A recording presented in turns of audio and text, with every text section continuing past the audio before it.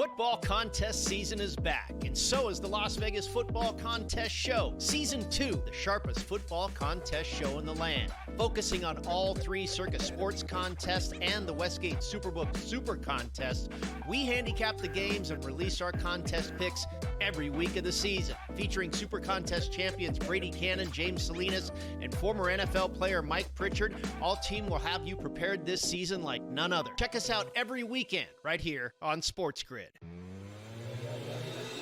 That's a lot for a closer. 10. That's you're not a closer anymore if you blow 10 games. I mean, my goodness. That's he's mentally broken too. Like, it's to the point where, like, Dodger fans aren't even mad at him; they're more mad at the Dodgers for putting him out there. Putting him in, right? It's more so. Right. Yeah, it's like, guys, like, he's done. In-game live, only on SportsGrid. Major League Baseball has decided it is time to put balls and strikes not just in the hands of the umpires, but also the robot umpires, as they say. The ABS system is now officially in place starting next season. Now, keep in mind, they're not just throwing this out there. They have used this at the Arizona Fall League, and they've also used it at different levels of the minor leagues as well. Newswire, only on SportsGrid. Everything changed at that point. They went and got Jonquil Jones, and they really had that triple threat monster team. That second year they lost in the WNBA Finals, 3-1 against the Las Vegas Aces. Year 3, they finally get over the top hump. You can question whether they should have won the title with that foul call late in Game 5 that sent Breanna Stewart to the foul line. Betting above the rim, only on SportsGrid.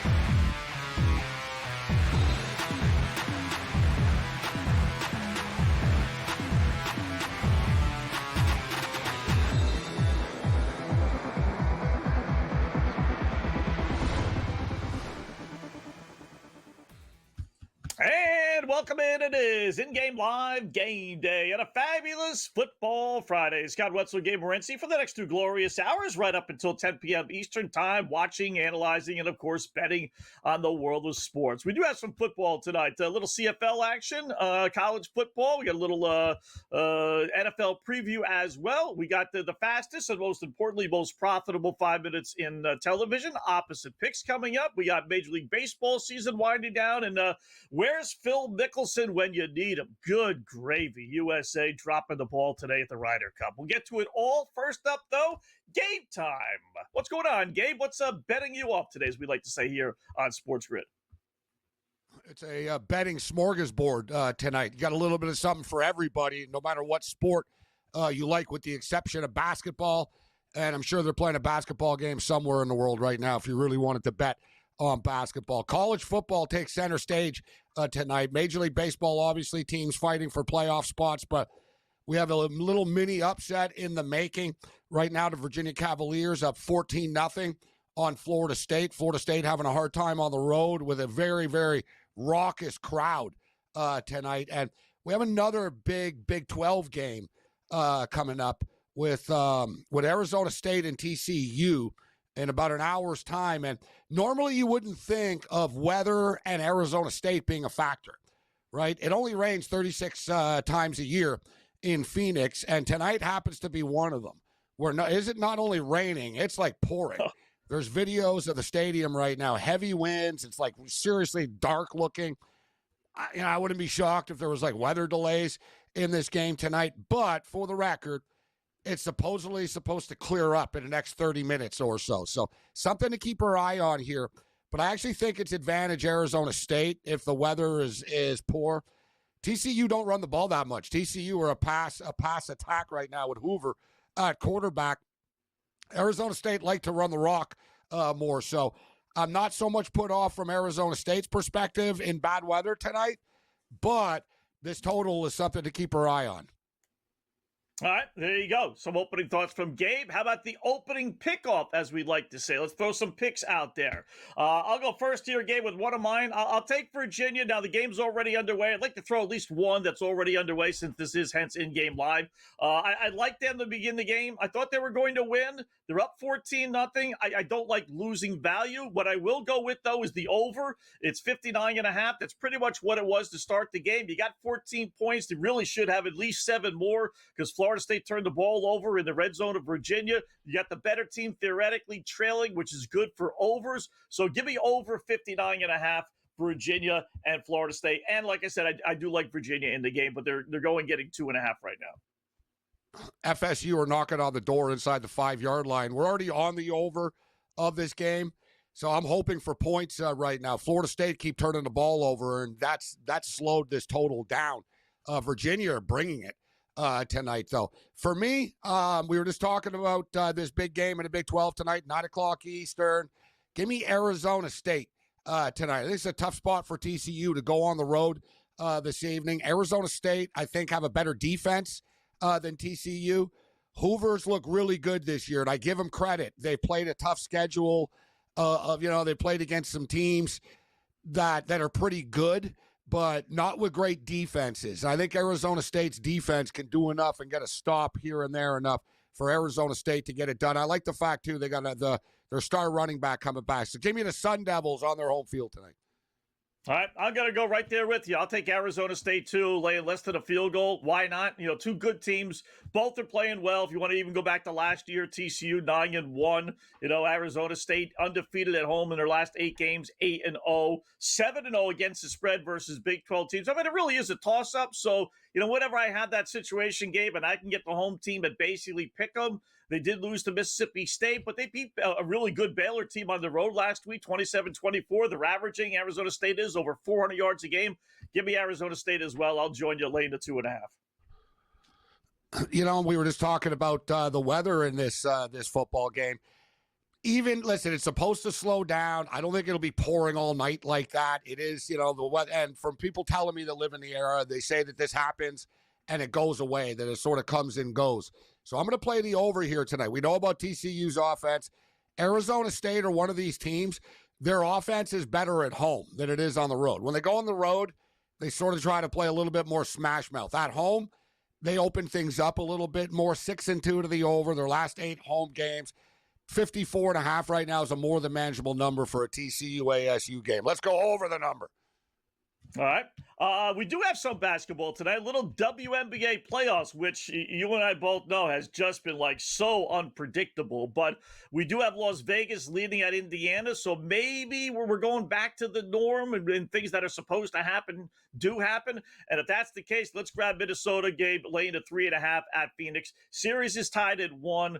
Minnesota won game 1 by double digits. They screwed around and blew a 20-point lead second half in game 2. Otherwise, they would be up 2-0. They've beaten Phoenix 4 out of their 6 meetings. And like I said, they blew game 2. So really, it should be a 5-1 series this year. You're getting them at 3.5. A crucial game in a best of 5. You can't screw around losing game number 3 when it's 1-1. So give me Minnesota laying only 3.5 against Phoenix. I was gun shy about this first game tonight. With the Fever and with the Aces. I was just I don't know. I was kind of you know what? It's probably I was going to play the under, but I have so much on these football games right now. For the record, though, I actually like Phoenix. That was the one I looked at. I was like, you know what? I'll roll the dice with the Mercury later. But sticking with the football game that's coming up, Jordan Tyson, wide receiver, Arizona State. This kid is a touchdown machine. 10 touchdowns last year. He already has 5 receiving touchdowns this year. And we're early in the year.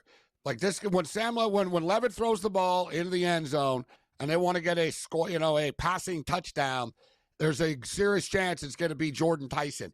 We're getting plus 125. I love the fact that we're getting plus money with it. We just saw Chuck just scored for Florida State.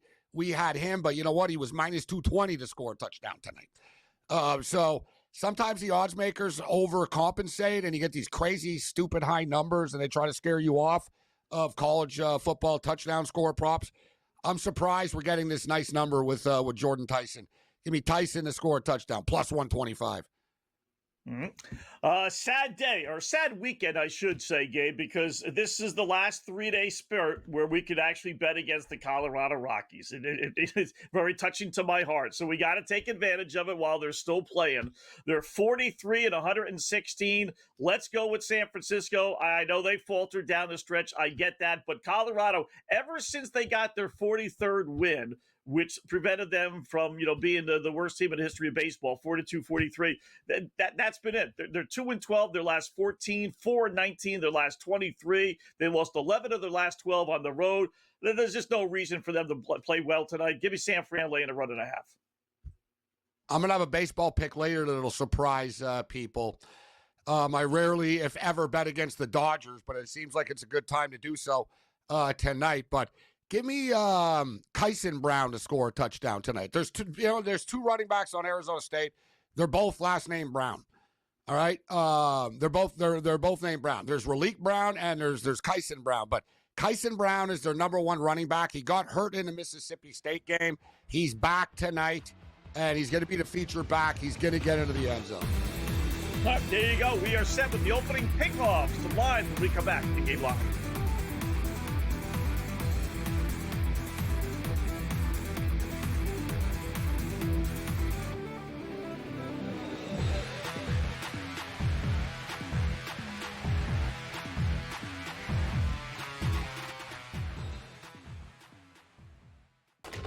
Enter into the magical world of McLuck.com, where even the smallest of spins can win real cash prizes. Adventure into over 1,000 of the best Vegas-style slot games. So what are you waiting for? Unlock your free welcome offer today. Join the fun where winners play and players win.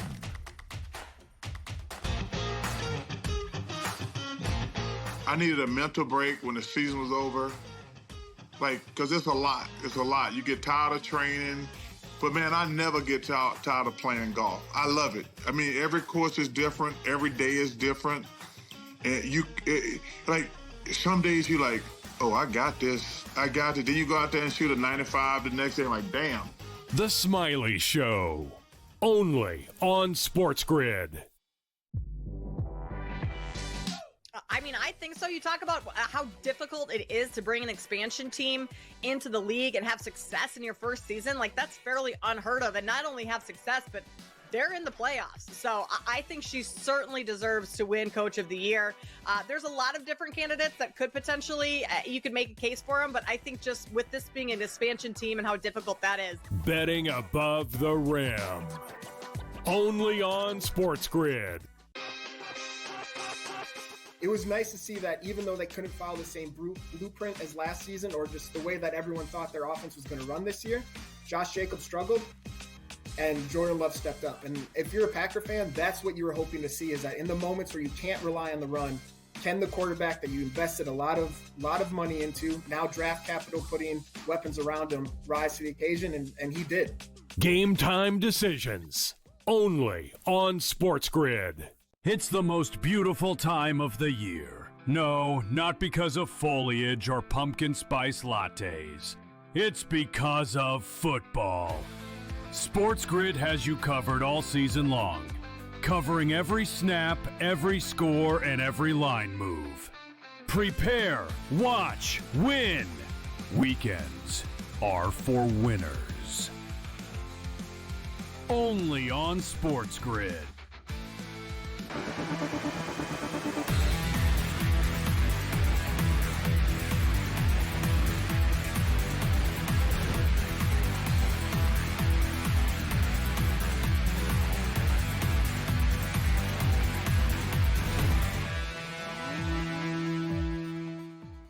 All right, welcome back in Game Live. Game Day here on the grid. Scott and Gabe, hour number one, just getting underway. Got a full slate tonight. Got a little WNBA. We got some college football. We got the golf to recap. We got baseball. And we got truly one of the all-time great streaks back in play today.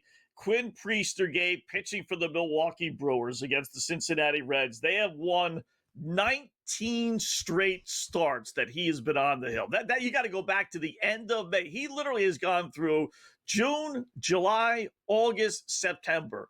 4 months from the last time he was on the hill when the Milwaukee Brewers lost the game. 19 in a row. It says it for itself. 19 in a row, and he's back pitching tonight. So they're minus 2-1 favorites at home against Cincinnati. Cincinnati playing for everything. Milwaukee really not playing for anything. So little scared off. But listen, 19 and 19. 19 for 19 is pretty darn good, obviously. So if you're betting the Reds, you're on the other side of where I'm at. He's won 16 starts in a row, too. They've won 19 times in a row when he's pitched. He's actually won 16 consecutive starts. I saw an interesting stat. The last 4 guys that were gunning for their 17 straight victory, at least start, not the team winning. Right. It's 1-3. So, he's up against it, but at this point, I wouldn't get in front of it. I already missed out on it. Like we said, I wasn't riding this whole time, so I feel like if I jump in, I'm going to be a day late, dollar short on it. But, just to bring it up, I'm not going to get in front of 19-0. If you've been betting it, I would ride it and do it one more time. Question is, it's all cute now. How long does he pitch? What happens? What'll happen in the playoffs, right? Right. That's when it'll actually really matter. I know he'll win tonight again, right? Or they'll win again tonight. They'll make it 20 in a row, and everyone will be talking about it. And then he'll lose in the first round of the playoffs or his first outing. You could just see that happening, right? There's no way in the world. If I was Milwaukee, I would secretly want it to burst tonight almost. Yeah, it's almost that. Yeah. It's like college basketball coaches don't like being undefeated, late in the season. It becomes a story and all that. But no, it's been an incredible little betting story this summer that the mainstream hasn't talked about. And even the betting world doesn't talk about it that much. In fact, because I was on X today on Twitter, and it was about Priester and stuff. And it wasn't like a very busy thread or anything like that. I saw, like I said, I retweeted something about the pitchers being 1-3 when they're looking for their 17th consecutive win in the starts. So I reposted a couple of, facts about this game tonight, and it wasn't like wildfire in the betting community. Like none of their original posts even had many replies. People don't notice the Milwaukee Brewers, Scott. You caught on 7-8 starts ago. I think you started talking about it around 12-13. It seems like that in that range. Yeah. But for the most part, it's not like a talked about story very much, right? But that's the beautiful thing about sports betting. With so many leagues, so many props, so many sides, so many totals, there are these stories, Scott. Like I brought up, the Vancouver Whitecaps haven't lost since August the 9th. They still haven't lost. Right. Haven't lost since, that's a long time.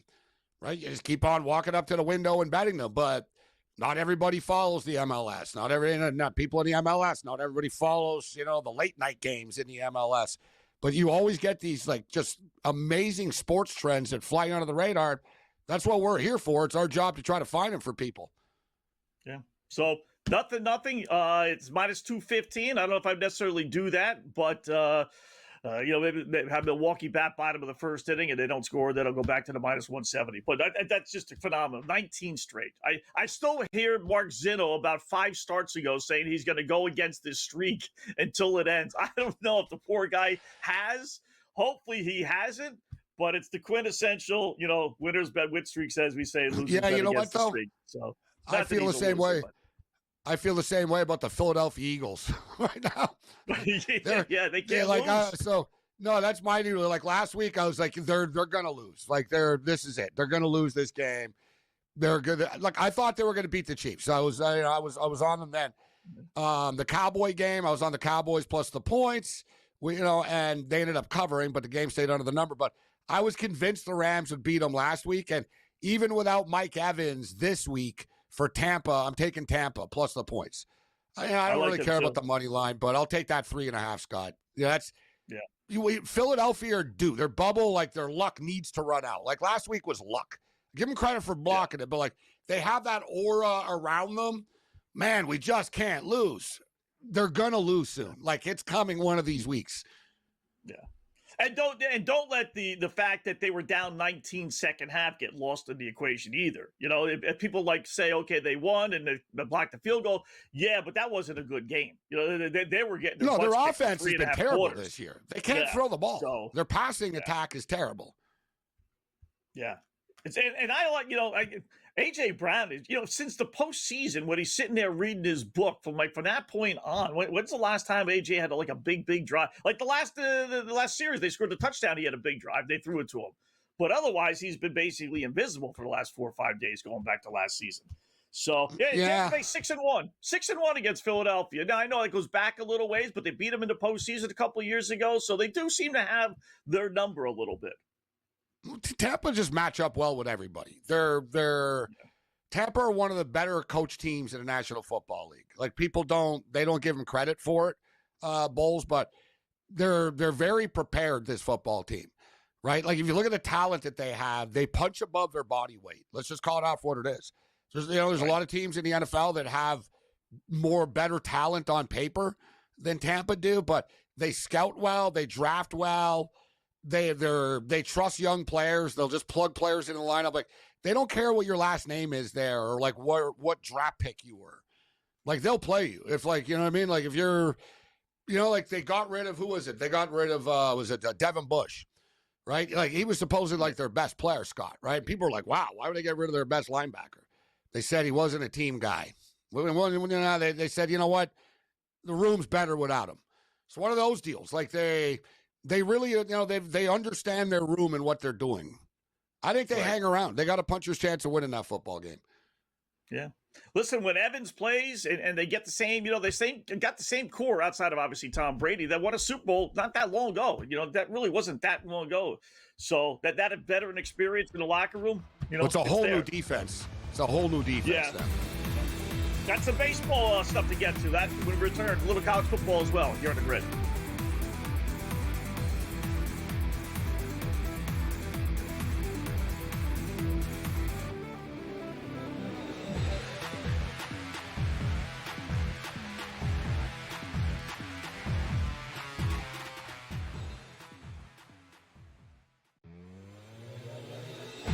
That's a lot for a closer. 10. You're not a closer anymore if you blow 10 games. I mean, my goodness.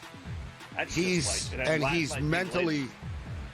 mentally broken too. Like it's to the point where like Dodger fans aren't even mad at him; they're more mad at the Dodgers for putting him out there.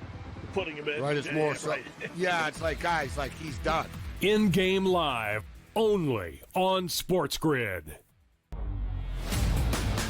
To put up a shut-up time for some of these teams that have scheduled nothing but cupcakes, Donnie, to start the season without truly being tested. Are you, right, Miami, they've played ranked teams over and over and over and just beat Florida as well. So, some of these teams like Penn State, what are we going to get from them? The Early Line, only on SportsGrid.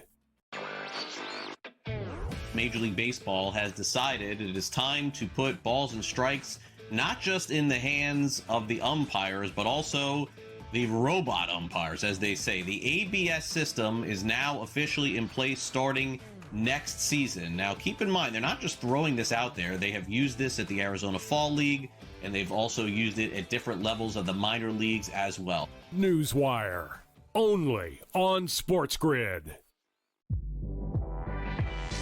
Everything changed at that point. They went and got Jonquel Jones, and they really had that triple threat monster team. That second year they lost in the WNBA Finals, 3-1 against the Las Vegas Aces. Year 3, they finally get over the top hump. You can question whether they should have won the title with that foul call late in Game 5 that sent Breanna Stewart to the foul line. Betting above the rim, only on SportsGrid.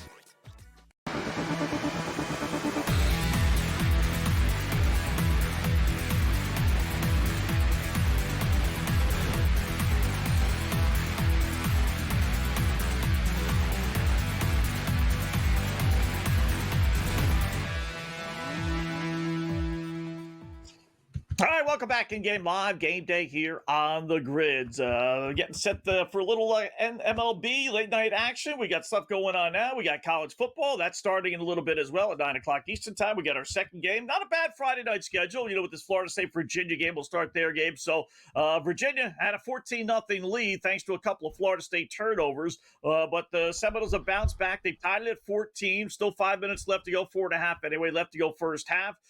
Virginia getting 6.5 to start the game, now getting 11.5 because Florida State's got the ball again and they're deep inside Virginia territory. There was an interception. Was that what? Man, how many turnovers have we had in this game? 5, 4, at least 4, right? It was one of those deals where, Virginia had the ball around midfield, around our 35, 40-yard line. Kid threw a bullet. It was like a high pass. It would have been like an awesome catch. Kid went up for it and didn't catch it, but it sort of got tipped in the air. It was like a little tip drill, and it just sort of bounced right into the kid on Florida State's, right into his arm. So Florida State now have the ball with 3.5 left on the Virginia 40-yard line, although they just got stuffed on a 3rd and 6. So, quick turnover right here. We're at 28 points. Really fun football game, actually. There's a great atmosphere in the stadium tonight. Conference play has really started for real now this weekend. You can't win a national championship this weekend, but you can lose it if you're some teams. These are all really, really big games. We'll find out if Florida State is actually all the way back like people thought they were after their 3-0 start. Yeah. First road game. Always a little leery about teams playing their first road game. They just, I know they played, a good competition, opening week against Alabama. But, hey, you get on the road and it's a whole different atmosphere. So what a great weekend it is in college football, right? There's a lot of the obvious Oregon, Penn State, those games, Alabama, Georgia, it's easy to pick those out. But there's a lot of games like tonight game where Florida State, Virginia, two teams that are trying to emerge and separate themselves from the other teams. TCU, Arizona State, not like a monster game, but two teams that in the Big 12, they have realistic chances to win the Big 12 games.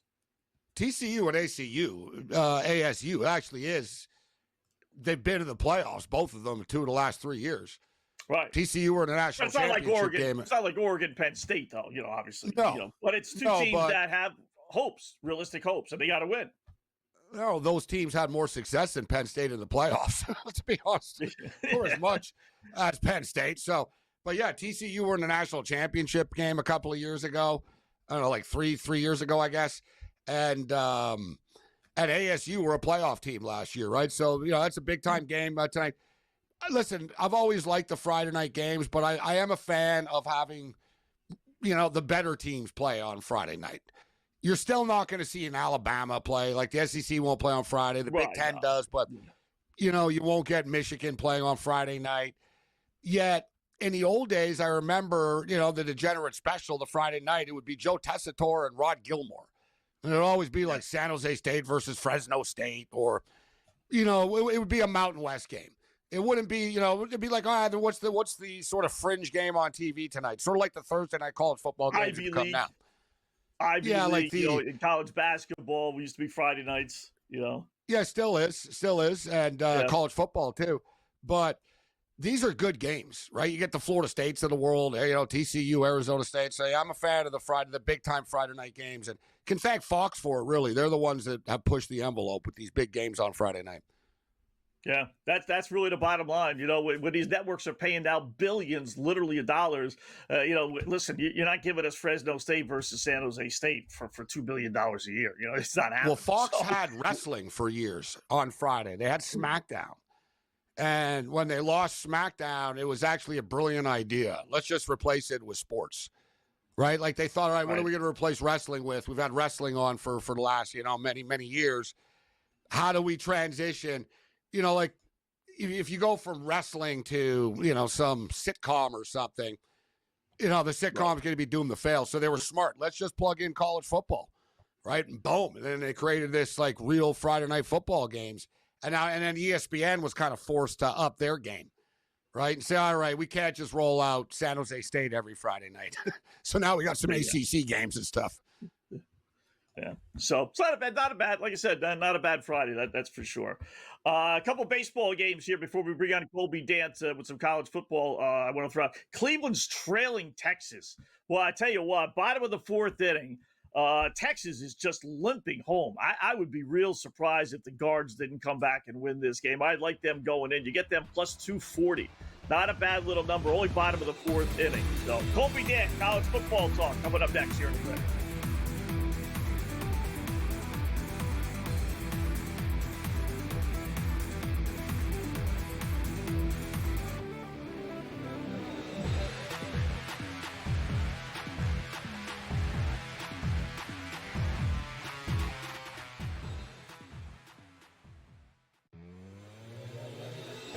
That's a lot for a closer. 10. That's you're not a closer anymore if you blow 10 games. I mean, my goodness. That's he's mentally broken too.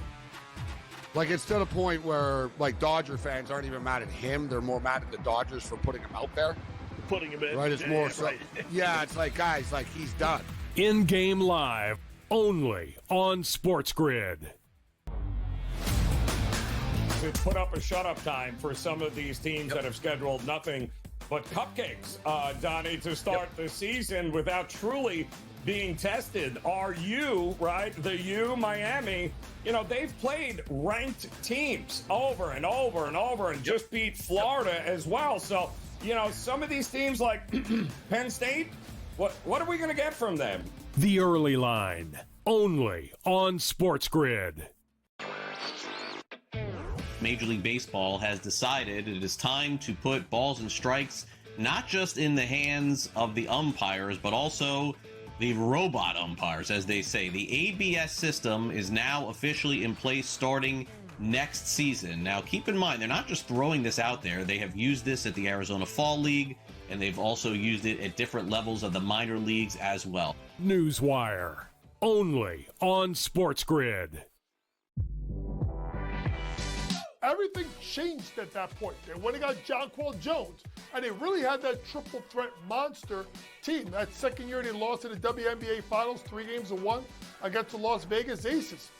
Year 3, they finally get over the top hump, and you can question whether they should have won the title with that foul call late in Game 5 that sent Breanna Stewart to the foul line. Betting above the rim, only on SportsGrid.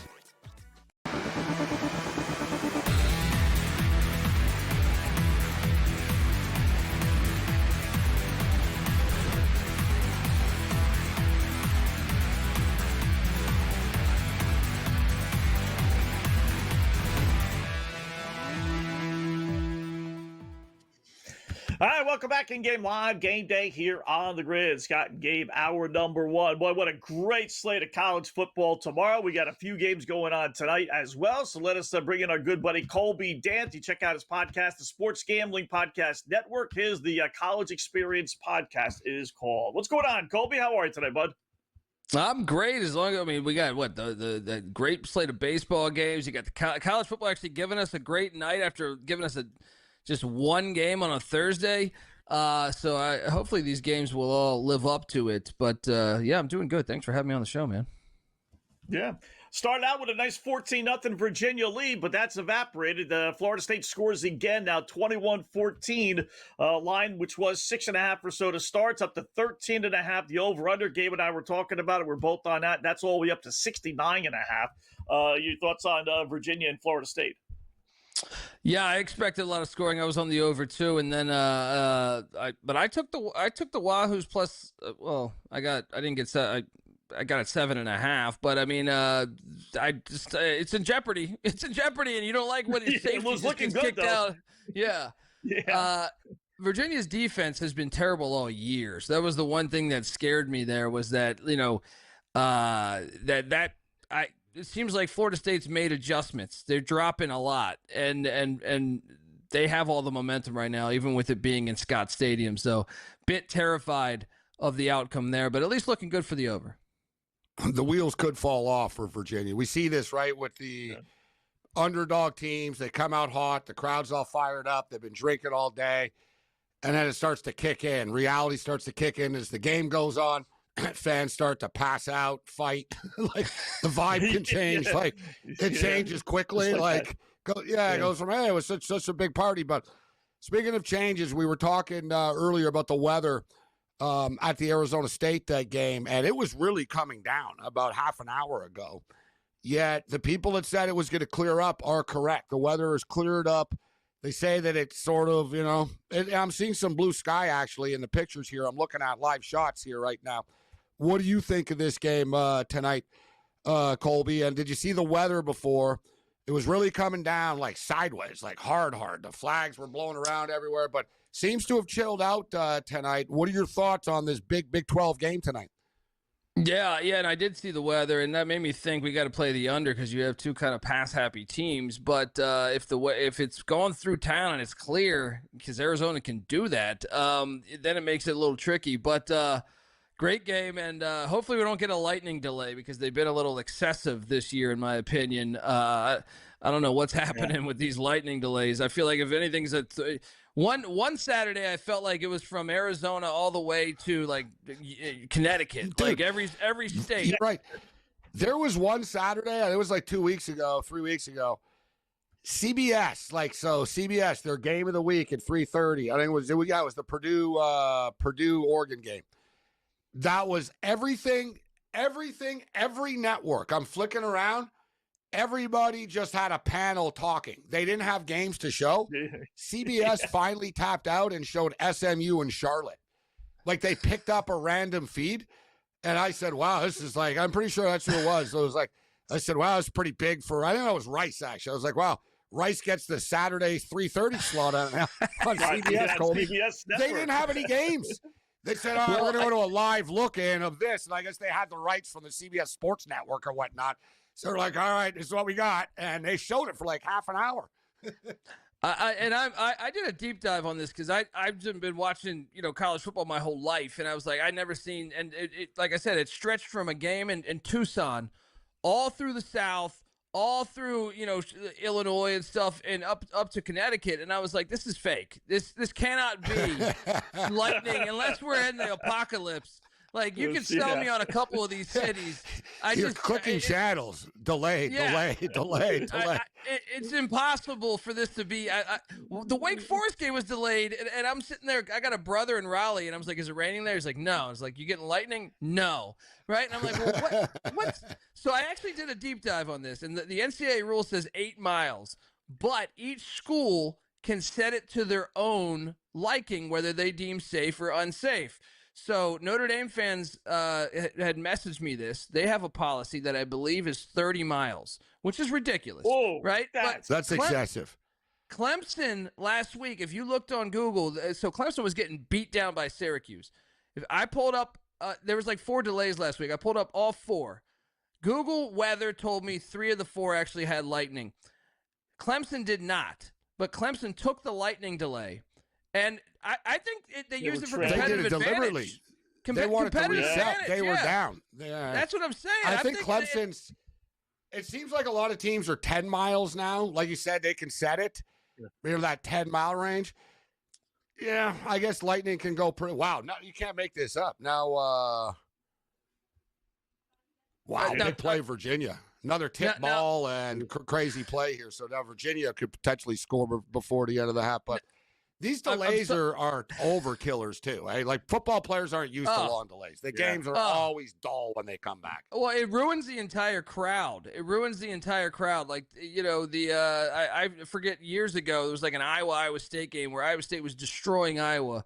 I had money on Iowa State. They had like a 20-hour delay. It was probably real because it came back at like 2 a.m, right? And they played it at like 2 a.m, and Iowa comes back and wins. I'm still mad at that thing. But going back, remember the Super Bowl? The Super Bowl with the Ravens and the 49ers. The light going out. The Ravens were killing them. It was like, this is a rout. They pull the plug, Scott, for like 40 minutes, 50 minutes. Come back, suddenly San Francisco storm back in a football game. I got my tinfoil hat on, guys. I got it right here. We can put the tinfoil hat on. But tonight, though, I think that TCU Arizona State game has major implications on the Big 12 championship.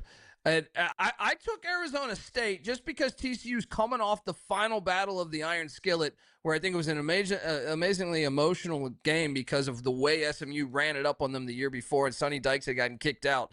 So I went in on Arizona State, but I fully expect this to be a field goal game, right around 3 or 7 points late in the game. But I took Sam Leavitt to make the plays, thinking that TCU, it's a little bit of a tough spot to come back from that SMU game. Yeah. All right, we got one more tonight before we'll take a break and then hit on tomorrow's games. Houston, Oregon State. It was 13.5. It's down to 12.5. Boy, I'm not comfortable laying double digits with Houston, but Oregon State 0-4. Colby, they've been so bad this year. You do anything with this game or stay away? I did. I'm probably responsible for that line movement, but hold your nose. Hold your nose. I don't feel like Oregon my State? thing is this. I just think that's too many points. And students are back on campus. Remember, these West Coast schools, they don't get the students on campus until now. So I'm hoping that environment will be all the difference. Look, Oregon State's looked terrible all year. I can't say, oh, well, they've looked terrible all year. But Houston, go back and watch that Rice game where Houston and Rice played. That thing was close all the way up into the fourth quarter. They opened it up in the fourth. So I think there's a little bit too much value on Houston right now. So I took the points. I still think Houston wins the game. I don't think we have a live dog, but I just think it's a little bit too many points going into Corvallis. No number of games is there. If there was only one, and again, we'll address this when we come back. But if there was only one tomorrow that you had to watch, which one would it be, or that could you watch? Well, for me, I would say Alabama, Georgia, just because the way they've been lately, and then the fact that I have a future on Alabama to win the Natty that looked terrible after week one. So, hoping they show some signs of life in Athens here. Hey, that Alabama-Missouri game could be big in a couple of weeks, since I got Missouri to make the playoffs. So I know all about Missouri's schedule. Dude, Missouri haven't left the state yet. They have one last little cupcake. They get UMass. They get a bye week. Then they go to Auburn. Then they host Alabama. You want to talk about a big swing? Missouri are balling, guys. Step up in class. Yeah. All right, we'll talk to Colby about tomorrow's games when we come back in Game Live.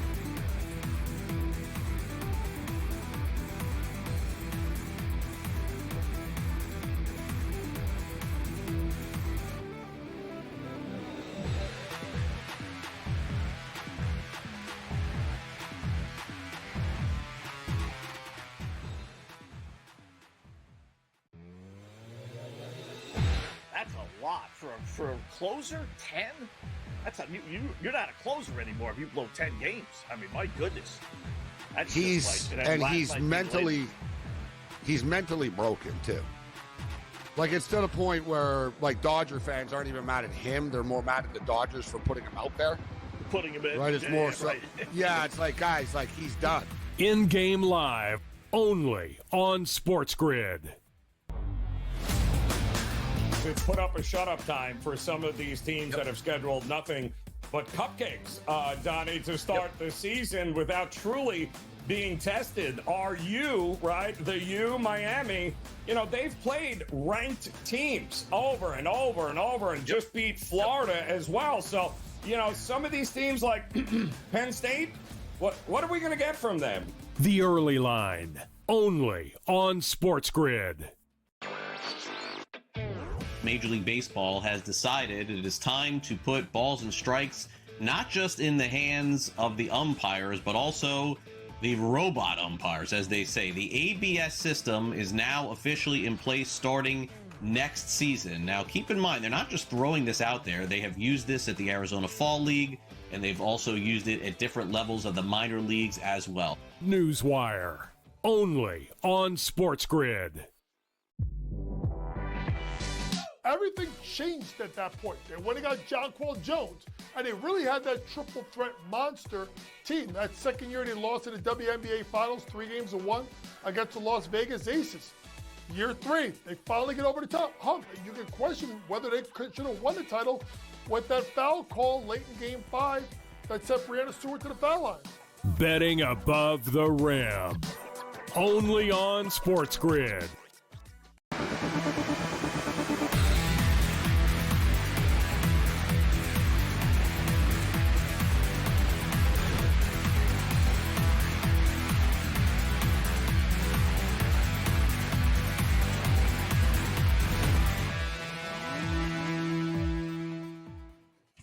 welcome back in Game Live. Game Day here on the Grid. Scott and Gabe were chatting with Colby Dant to get some college football thoughts from him. So I will say 21-21 Florida State, Virginia, closing out the first half, although Florida State's trying to attack on a few more points. So you got 42 already if you had the over, as seemingly everyone did around the country. I'll just go in order. Gabe, you can pick anyone you want, but I'll start with Notre Dame and Arkansas, to tell you the truth, Colby, just because, I saw Arkansas last week implode against Memphis. Sam Pittman, who I regard as a pretty good coach, but boy, he's great as an underdog and lousy as a favorite. He's a monster home 4.5. It was 6.5 earlier in the week, but it's down to 4.5 against the Irish. How do you see this one playing out?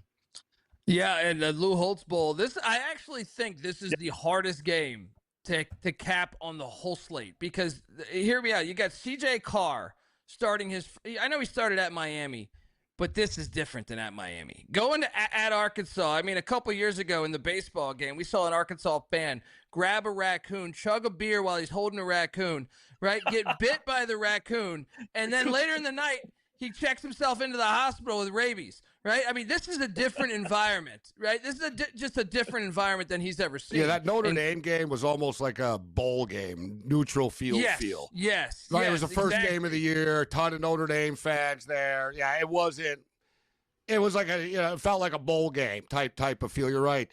For me, I'll just quickly say, I expect points. I don't think either team's going to be able to stop each other. Well, and to make things even more complicated to me is you have Bobby Petrino, who is the OC of Arkansas, obviously famous for his motorcycle driving, but he has been talking to boosters behind Sam Pittman's back. It's been reported. So you're sitting there saying, wait, you got your head coach that's on the hot seat. If he loses this game, he's probably fired. You got your offensive coordinator. How much is this guy focusing on Notre Dame? John Gruden would be a nice fit there. Yeah. He'd be a good fit anywhere, but John Gruden, Arkansas, that'd be a nice fit right there. Yeah. But Arkansas's offense can fly. Notre Dame's defense been terrible so far, so I'm like you, Gabe. The over's got to be the play, but I took picking every game. I picked Arkansas. I don't have strong conviction because I do believe Notre Dame's rushing attack will be able to succeed against this weak defensive line of Arkansas.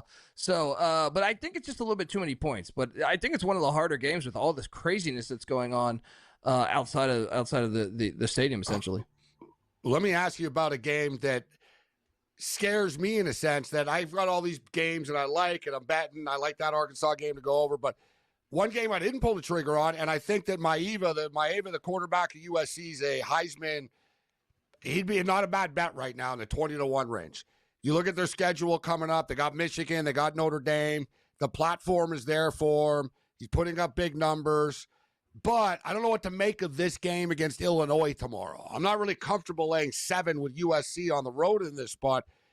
Guys went from hyping Illinois up to, they're making the playoffs this year, to, let's make them 7-point underdogs against the USC Trojans because they got lit up by Indiana.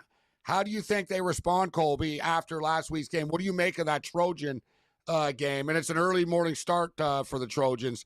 Noon Eastern, 9 a.m. for them. Did you guys catch that USC Michigan State game a week ago? Because I had that. I caught all of it. That was part of I'm in the Westgate, contest, and I'm laying whatever that number was, and Michigan State throws an 80-yard touchdown with like a minute left to just wreck my play there. But look, I took the Illini in the points just because I think you got embarrassed that bad. 2:33 in the morning. Yeah, that game was going on at like 3 a.m. too. My wife and son, I might have been screaming some things at the television with that 80-yard pass, but I took the points. I'm terrified here because Illinois has like 4 or 5 guys out in that secondary, or questionable at least. To go up against a Lincoln Riley offense. But I just think last week was so embarrassing that it's a 9 a.m. kick time-wise based, and here in Los Angeles. So I took the points. I think this game will be close, and the fact they got embarrassed that bad, people forget Illinois returned the most production in the nation, and I think that's why people thought they could make the playoffs potentially. I think this veteran team gets a punch like that, they're ready for the next week, and they get a chance with the top 25 team coming to town to prove that they're not absolutely terrible. So I took the points. I don't know that they win the game, though, but give me the points. How about Ole Miss and LSU? You got Ole Miss, Lane Kiffin's daughter breaking up with the boyfriend who happens to play for LSU. And then you got Kiffin saying, well, you better bet the over because I guess any chance he has to run up the score, he's going to. I don't know if he will, Colby, but it's basically pick 'em. What a crazy game. Yeah, and look, the past 2 episodes of these have been pretty wild. The Magnolia Bowl, they call it. And look, I took LSU. I actually put a pretty large wager in on LSU because I just think Ole Miss's defense, impressive last week against Tulane, but I think that might have been more about Tulane than it was Ole Miss's defense. Blake Baker does a great job calling the defense for LSU. I think they're one of the more talented defenses in the nation. And they're starting this D2 quarterback, Trinidad Chambliss, who's played great for them. But I just think it catches up to him here against a great defense. So I have LSU, and I think Nussmeier is due for a game. Ole Miss's defense, you look at the first couple of weeks, they gave up a lot of yards. I think LSU can expose that even though their offense has not looked good over the past couple of weeks. That's been the surprise, right, that the LSU offense hasn't been more potent. But here's a hot take. They're different personalities, and Lane knows how to work the media better than Franklin does. But to me, Ole Miss are the Penn State of the SEC. They don't win big games. Like, when has Lane Kiffin ever won a big game? Like, I agree. I mean, like, I to can't, me, that like, when? I don't know. Like, all right, he had Jackson Dart. He had Matt Corral. Like, he's had in the offseason. Ole Miss, they're really killing the recruiting trail. Good for them. What does it mean? Like, have fun when you're playing in the Outback Bowl again this year, Coach. Right? Like, it never changes. They're a very gimmicky team too. They often do like they try to go super fast. But they're the reason why that rule changed when they had players faking injuries, right? So like, to me, it always catches up when you play elite competition. And LSU, even though that offense has been shaky, I would say is elite competition. All right, 20 seconds. Does either Oregon or Alabama win outright tomorrow? Alabama does. Oregon, no. Penn State, I like Penn State laying it. Yeah. Oh. Wow. Okay. Maybe DeBoer gets to live for another day, I guess. Colby, great job, man. He's got it. Appreciate it as always. He asked him. Appreciate That's your future ticket talking.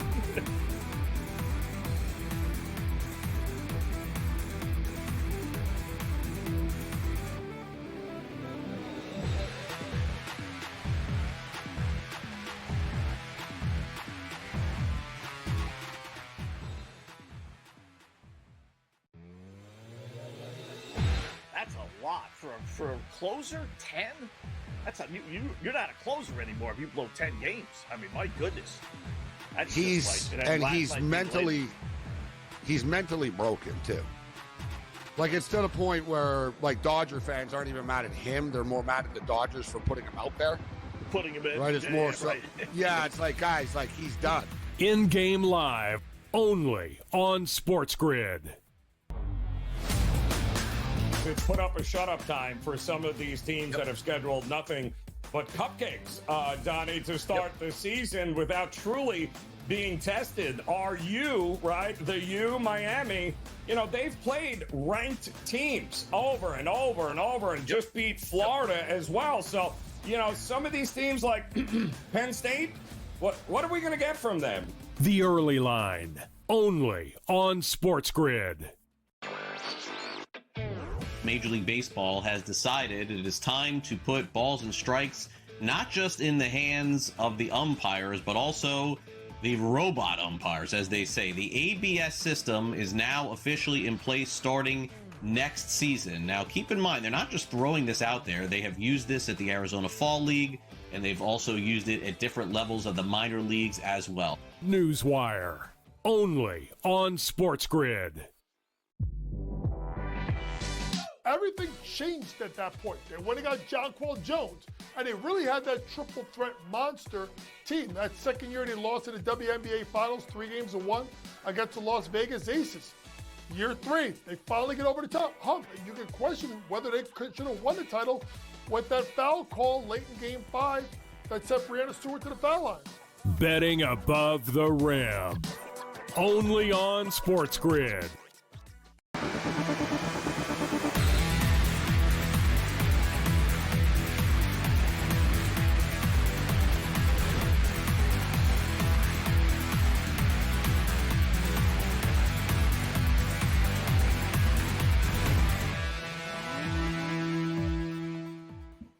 All right, welcome back in Game Live, Game Day here on the Grid. Thanks again, Colby Dam, for joining us, as he does from time to time, right here on the Grid. Check out his podcast. It's on the Sports Gambling Podcast Network, and his show is called the College Experience Podcast. We got the coach coming up, Terry Bowden, in a couple of minutes. We'll do some more college football talk with him. The one game that we got going on, Gabe, is tied 21-all. Again, set to start the second half. The lines, as far as the regular point spread, right where it was to start, 6.5 Florida State favorites. Since it is tied, the over-under is up to 72.5. I knew this game was going to go over. It's dangerous reading lines, but there is a website I look at, an offshore site, and whenever they're like completely different, Gabe, I'm telling you, 9 times out of 10, nothing is 100% in gambling, but 9 times out of 10, they're on the right side, and they had an over-under of 61.5. And FanDuel, anyway, had it at 59.5. And I'm like, wow, that's a big, and sure enough, 21-all, 42 points at halftime. Chandler Morris done a great job with this offense so far this year. That's been the big surprise, I think, Virginia's offense. They're trading punches with Florida State right now. You get the feeling that Florida State was about to sort of, that the pendulum had swung. Eventually, we talked about it earlier, talent takes over a 3.5, 4 hour duration. The crowd kind of loses enthusiasm. But that late touchdown by Virginia, getting them back in the game, keeps the crowd in the football game. This next possession, next touchdown is massive in this game, right? Florida State wins. The pressure's on Virginia. The wheels could fall off for the Cavaliers. Castellano's going to make a play or two with his legs in the second half here. He's left some points on the field in the first half. I wonder, and I'm on Virginia +7. Don't tell the coach that's coming on in a couple of minutes, but I'm on Virginia +7 in this game. But I have my concerns. Like, I don't want to fall behind too far here. I want to stay in this tide range, because if Virginia fall behind, I think we can see them turn the ball over. I'm worried. Listen, the Noles have the talent enough to take this game over, right? Before it's all said and done. Yeah. So what happens generally is, you let the emotion, as you said, the underdog, in this case, Virginia, they get all pumped up. The kids are all involved in it, but like fourth quarter, it's kind of like, all right, guys, you know what? We screwed around enough. If we're really the better team, and this is a pretty good spot, for Florida State to kind of, they have to prove themselves. Are they the old Florida State? I wouldn't put them in that category, because they had great Florida State teams. This is a soft landing for their first tough, sort of tough spot here, right? When you consider some of the teams that other teams have played. Yeah. But if you're really good, if you're really, championship worthy, you find a way to win. Even if it's by 1 point. Doesn't matter. You and I are worried about covering the spread, but Florida State's just gets to get out of here with a win. We got Miami next week, our semi-championship game. So maybe it's not the worst thing in the world. As bad as that first half was for them, with turnover after turnover after turnover, I know they could have been leading by 7, but you know what? Being tied is not the worst thing in the world for Florida State. We should note that Arizona State and TCU getting ready for kickoff in a couple of moments right now. I'm sticking to my guns. I'm taking Arizona State. I think the home field is going to make the difference. Dillingham, I like to take the coach's take on that. Dillingham, this guy, I like how he backs it up. He talks a lot, but he backs it up. He works his team hard. I like, it's a learning experience. People kind of gave up on him early, I think, after losing at Mississippi State. I look for ASU to get on track here and keep this thing going in the right direction tonight and causing Hoover some problems. But, this total is so light at 54.5. I got to pull the trigger on the over of this football game. So give me Arizona State to win the game and over 54.5 points. Yeah. I tell you, 2 teams, Gabe, that I'm really impressed with, Arizona State and Indiana. 2 teams that kind of came out of nowhere last year and were phenomenal. It's hard to duplicate that, because there's a lot of things that go into that. Easy schedule. No one takes you seriously. I want to see what Indiana does tomorrow, Scott, on the road at Iowa. On the road at Iowa. Like, if they go in there and hang 48 on the Iowa on that defense. Right. And this Iowa defense, I'm not sure. We saw Rutgers go up and down the field on them last week, right? So Indiana could, but man, they're getting a lot of respect for them. I don't even remember the last time I saw Iowa getting 8 points at home against anyone other than Ohio State or Michigan or something like that. Yeah. And good part of that is the coach Signetti. He's got no problem running up the score, man. He's throwing the football up 30 last week against Illinois. I mean, it's just like Signetti's got more cupcakes in the kitchen than Gordon Ramsay. Yeah. They don't play anybody ever. Let's see them play some more tougher teams. They got some, but this is a good little, Iowa on the road. It's not Penn State, it's not Oregon, not Ohio State, but this is a good little measuring stick for them tomorrow. So we will see. We got the coach, Terry Bowden, coming up next. More college football talk here in the Grid.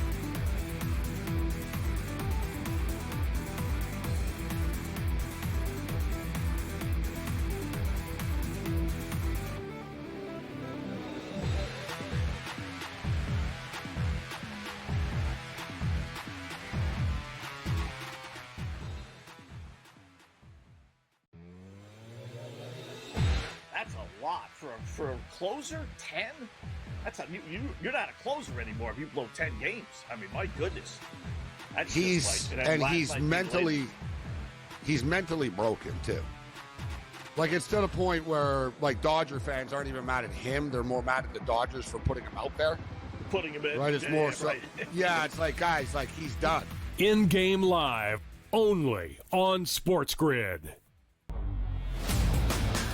It's put up a shut-up time for some of these teams that have scheduled nothing but cupcakes, Donnie, to start the season without truly being tested. Are you, right, Miami, they've played ranked teams over and over and over and just beat Florida as well. So, some of these teams like Penn State, what are we going to get from them?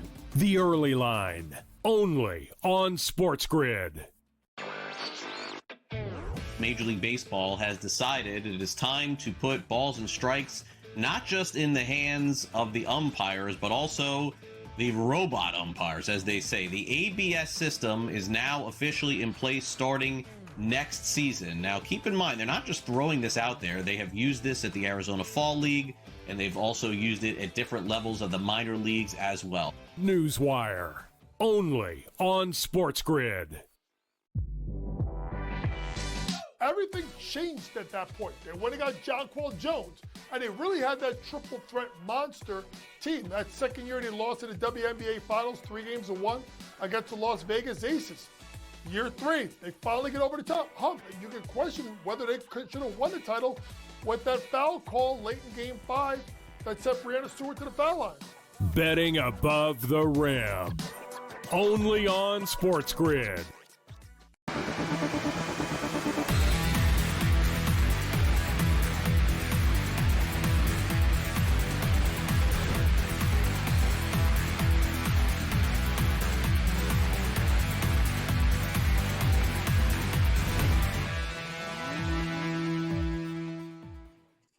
All right, welcome back. It is in-game live game day here on the Grid. Hour number 2 of our 2-hour extravaganza. Scott and Gabe until 10 p.m. Eastern time. Full slate. We'll keep an eye on the baseball, little WNBA, but college football taking center stage. Gabe and I got some action on the game that's going on right now. Florida State and Virginia. We got one also starting with the Arizona State game. Both Gabe and I like Arizona State. And then we got the Houston game a little bit later on against Oregon State. So with that, why don't we bring in the coach, Terry Bowden. You see and hear him Wednesdays and Fridays right here on the SportsGrid with my good buddy Joe Lisi with the Bowden Blitz. Terry, Scott, and Gabe, how are you today, bud? Good to see y'all. Take care. Everything going good over there? Yeah, it could be a little bit better with some more points out of Virginia, but we don't want to tell that because we know Florida State's your old stomping ground. So give me your thoughts, 21-all in that game. Well, you know what? I felt like it was a trap game. Florida State's got Miami next, and that's what happens. It almost looks like Miami and Florida State are becoming the 2 top teams in the ACC like the old days, but this is kind of a trap game.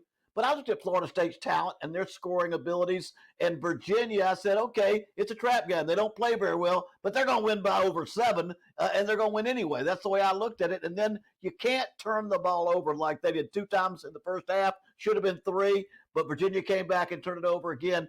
If they had not let Virginia score right before the half, I'd have said this thing's going to slowly become a bigger Florida State victory. I'm going to stick with Florida State to cover the points, but I'm going to tell you something. This thing's a ball game right now. You've coached obviously a long time. The look-ahead spot, I don't believe in that in the NFL, But I do in college. How much of a role does that? I mean, these kids know obviously they're playing Miami. Do they stay focused? Don't they stay focused? How much do you blame the coaches if they don't stay focused versus the players? The buck stops with the coaches. You've got to set the tempo in practice. I've always said it's not up to the players to have a good practice. You make it intense. You make them stay focused. And so when they get to the game, they're fundamentally sound. They've got a good game plan. But that doesn't always work, because I promise you, I've been in this game. I've been at Florida State as a coach, and I've watched my dad go through it. When you're playing Miami and they're so highly ranked, and half the players of that team played with your players, the players think about it. And look what they did. They came out and put the ball on the ground twice. I mean, a fumble, an interception, should have been another fumble. That's a lack of focus. Yeah. That's a lack of focus. Now, the talent level's there, and they came back and got ahead. But I think should see them pull away in the second half. But Virginia, the longer you let a team like Virginia stay in the game, the harder it is to knock them out of there, because they start believing in themselves. Coach, I've always loved the Florida school battles. They're so unique, right? We saw it with Florida, Miami, so many of the games of the century with Florida State over the years. But like Michigan and Ohio State, guys, massive rivalry. Not a lot of the players play together when Michigan and Ohio State play, right? You got a lot of kids from Michigan, guys from Ohio State. They might know each other if they played at a prep school or et cetera. But the Florida games, like at FSU and in Miami, you really do have players that played in high school together and or against each other, right? Such a different element. Yeah. But let me ask you about the whiteout game, Coach, with the Ducks. Dan Lanning has sort of brought a physical toughness, almost like the Ducks aren't the old school Ducks. Like, the Ducks used to be fast, kind of undersized, right? But they're almost like they're built like a Big Ten SEC team, Coach, right? With what Dan Lanning brings to the table. And I see a lot of similarities between Lane Kiffin and James Franklin. I almost think Ole Miss are like the Penn State of the SEC, Coach. You can talk, you can recruit, you got to win big games. What do you think of this big game? Well, I think Penn State historically was a much more of a powerful team. Ole Miss is always fighting that LSU, Alabama mystique of being the big boys, and they've always had to fight and overcome. So it kind of fits their personality. But you're right, they do play a lot like each other. But that's why I'm picking Penn State in this game. I think James Franklin knows what's on the line here. His legacy, his reputation, can't win the big one. And the other thing is, look at the first three teams that Penn State played: FIU, Villanova. Who was the other one? There were three teams that couldn't beat them Nevada. In a million years. So I guarantee, as far back as February, James Franklin was practicing and preparing for their first game of the season, which is Oregon. And that's what they do. They've been very vanilla on offense. They haven't shown a lot. I still think they've got an outstanding team. I just think you're going to see a lot of things in this final game, in this fourth game, the first big game, because I think, and he goes out and hires the defensive coordinator from Ohio State. You pay the most money for the one guy that gave Oregon their last loss. So he's put all his marbles in this football game, and I like it. I think they've got a good team, and I think they'll play their best football game. You think they're going to win? So I ask you, knowing the question, you don't buy into that 1-25 record or whatever. Some people say 1-25, 2-28, 4-20. Whatever it is, it's not good, Coach. But you're not buying into that. No.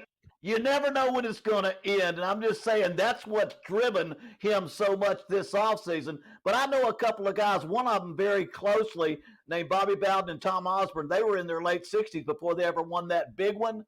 And nobody said they could win it. It was always lose to Oklahoma, lose to Miami. Then they won 5 championships in the 90s. So sometimes it comes on at one particular time. And I guess you're right. If it's going to happen for James Franklin, this is going to be the game. Yeah. And if it doesn't, I can only imagine what it gets worse. It gets worse. It does. And people said the same about Harbaugh. You're right, Coach, right? Harbaugh, couldn't win the big one. Couldn't win a big one. Now he's a national champion, and the Chargers are rolling in the National Football League. So, but speaking of big ones, Mississippi, they recruit well. Lane Kiffin is a media darling. Yeah. They don't generally win games like this. LSU's offense hasn't been as explosive. I don't know if it's the offensive line. Nussmeier's a little beat up, Coach. What do you think of this game and how it plays out?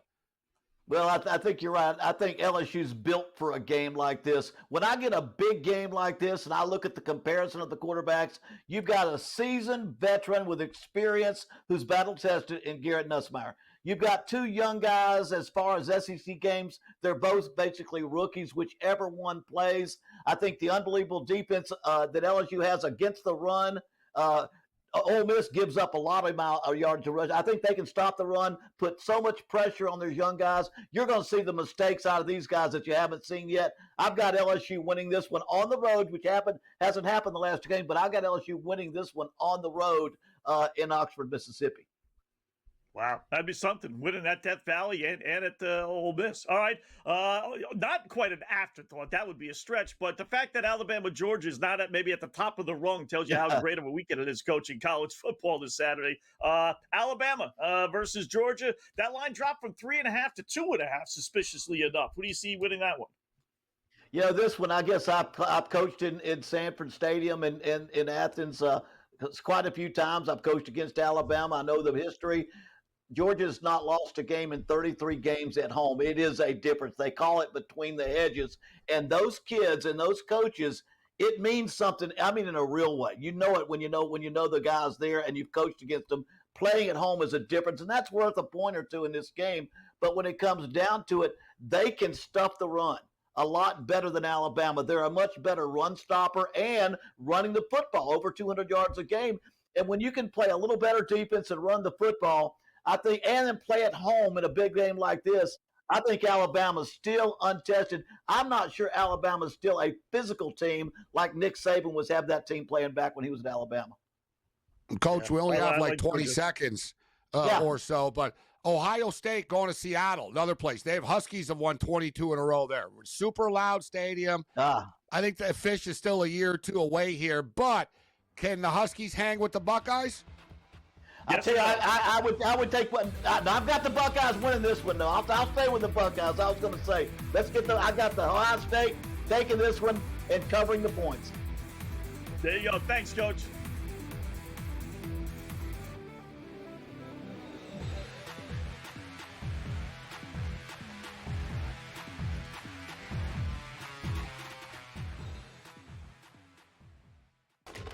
Enter into the magical world of McLuck.com, where even the smallest of spins can win real cash prizes. Adventure into over 1,000 of the best Vegas-style slot games. So what are you waiting for? Unlock your free welcome offer today. Join the fun where winners play and players win.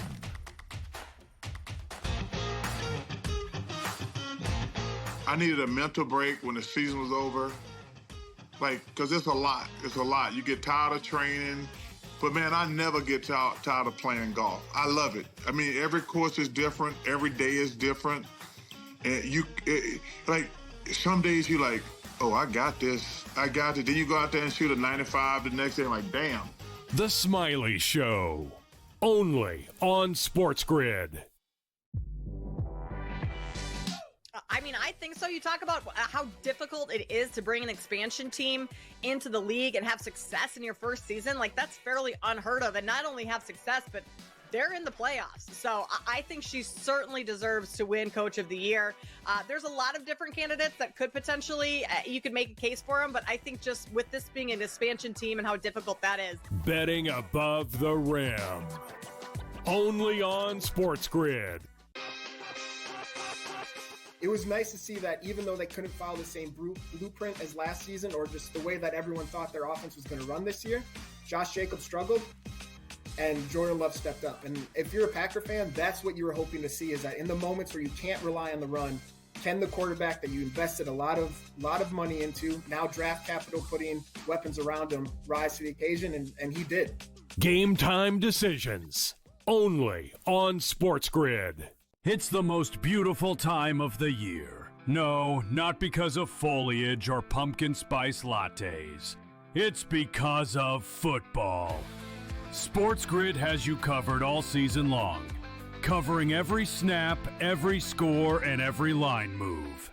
Prepare, watch, win. Weekends are for winners. Only on SportsGrid.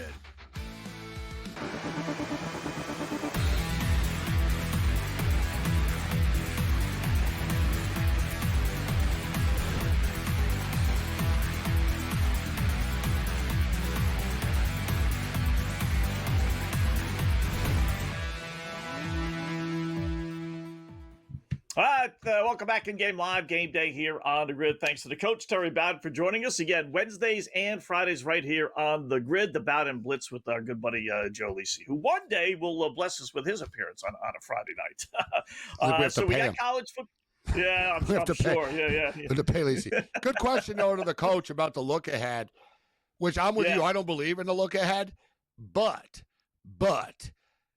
I do believe, Scott. Like, I don't think the kids on the Miami Hurricanes know when they're playing against Maryland or, you know what I mean? Right. Every week, if you ask them, what's the schedule this year, guy? You know what I mean? Ask the players. I like to do that. Like, pop quiz. What's your schedule this year in order? They would know, though, the Miami game. You know what I'm saying? It's their whatever. They either wanted to play there, they hate them, their brothers on the team. Yeah, man, my high school quarterback that I won a championship with is on that team. Now, like, it's so intertwined, Scott, right, that they know, like, that it is such a big game. That's the one thing, like I said, like, Michigan and Ohio State players don't really know each other, right? They don't, you know what I mean? It's such a, even from a recruiting standpoint, they recruit from different places, and, you know, they come in hating each other already. So I just love these Florida games. And when the teams from Florida play against each other. But looking at the early morning games, I'm going to be on with Cam tomorrow at noon. So our early morning's Dean's list of best bets. We like that Notre Dame Arkansas game. So did Colby to be a track meet. No reason why both teams don't go up and down the field. I'm a big Arkansas backer when they're getting points on the road, guys. But at home, they often lose games like this. I wouldn't be surprised if Notre Dame actually rolled them. But I do think it's going to go over the number. Scott, a game that's flying under the radar this Saturday is Syracuse. Syracuse's only loss is to Tennessee this year, guys, right? And that was pretty respectable. They hung around. They put points up on the board. Their coach got all mad that week that they didn't kill UConn and he had them running after the game and stuff. But I don't really understand. Yeah. And then the following week, they beat Colgate like 66-3. Yeah. So, you know, whatever. The coach looked good after that. But I thought it was dumb. But nevertheless, like, Syracuse are pretty good. They're better, like they're good. Syracuse can ball, man. They just beat Clemson, right? They went on the road. They just beat Clemson. Yeah. Now they're coming back home, and I don't know if people are thinking about a letdown. I don't think they're going to be let down and playing at home. They're going to be fired up, but I'm sure they'd be more fired up if they were told, you guys are like 4.5-point underdogs to Duke. I think Duke are overrated this year. Give me Syracuse plus 4.5. This game's going to be a track meet. All right, Syracuse put up points. Duke can't stop anybody. They're putting up points. They're both over machines. Let's go over the number. Speaking of over machines, Indiana's this offense is unbelievable. Mendoza, their quarterback, is the Heisman favorite right now. Going on the road to face Iowa is a tougher test. I get it, but Iowa's defense isn't quite what it used to be, and Iowa games go over now because the numbers aren't high enough, right? So 47.5 is more than reasonable. Like, we can get there in this game. And look, if Indiana's offense, Indiana plans on scoring in the 30s in this game, but I think Iowa will be able to score on Indiana. I'm going to stay away from the side, although I am leaning with Iowa plus the 8. Yeah, I'll bet Iowa plus the 8, but I won't tell anybody. I'm telling you guys now, but like, it's too many points to turn down, but I think I have a personal, I don't like Indiana for whatever reason. The Washington Huskies, guys, 22 straight home wins for them. Their quarterback is one of the better underrated quarterbacks in the country that people don't talk about. He won the Manning Academy contest this year. And it's all the top quarterbacks there in college football. Everyone that's always won the competition at the Manning Academy has gone on into the NFL, etc. But Damon Williams is the real deal. I don't think Washington are quite good enough to beat Ohio State yet, but I think they're good enough to give them a real scare. This is Julian Sands' first, like, real road game, and Seattle is not an easy place to play for anybody. And finally, in closing, I'm feeling worse and worse about this because no one seems to be agreeing with me, Wetzel, on this. With Ole Miss against LSU, the coach just said he thinks LSU are going to roll them, but yeah, I'm not sure. I think that Kiffin finally wins a big game, Scott. Yeah, Colby Dant liked LSU as well. So it's tough passing up a team that's just as good as the opposition. You get them, pick them at home, like you're getting at Ole Miss.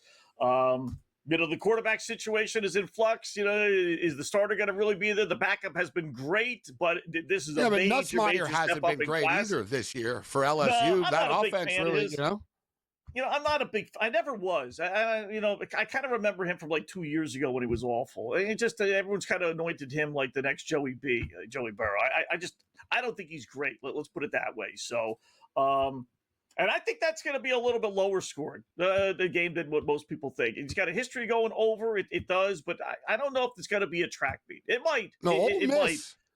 Ole Miss run the ball more than people think, Scott. They're an under machine, when people think of Lane Kiffin and Mississippi, I don't know. I think their impression is that it's some sort of offensive juggernaut. And they used to put up like 45 a game, and they would lose all the time. Right?